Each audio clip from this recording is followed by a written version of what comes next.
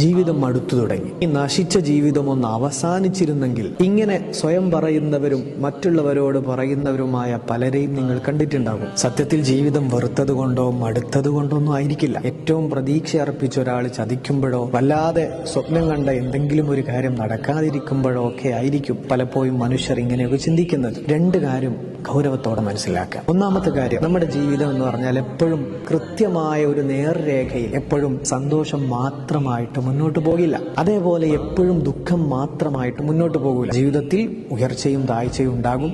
ഇത് ലോകത്തെ മുഴുവൻ വിജയിച്ച മനുഷ്യരുടെ ലൈഫ് സൈക്കിൾ എടുത്തു കഴിഞ്ഞാൽ അവിടെയൊക്കെ നമുക്ക് കാണാൻ പറ്റുന്ന കാര്യമാണ്. രണ്ടാമത്തെ കാര്യം, ഇത്തരത്തിലുള്ള മാനസിക അവസ്ഥയെ നമുക്ക് ഒരു പരിധി വരെ രക്ഷിക്കാനുള്ള ഒരു ഒറ്റമൂലി എന്ന് പറയുന്നത് പ്രാർത്ഥനയാണ്. സുബ്ഹിക്ക് മുമ്പ് 2 റക്അത്ത് തഹജ്ജുദ് നിസ്കരിച്ച് റബ്ബുമായിട്ടുള്ള ഈ സംഭാഷണം നിങ്ങളുടെ ഹൃദയത്തിന്റെ ഉള്ളിൽ പുകഞ്ഞുകൊണ്ടിരിക്കുന്ന നിങ്ങളുടെ വേദനകളെ നിങ്ങൾക്ക് പരിഹരിക്കാൻ പറ്റും.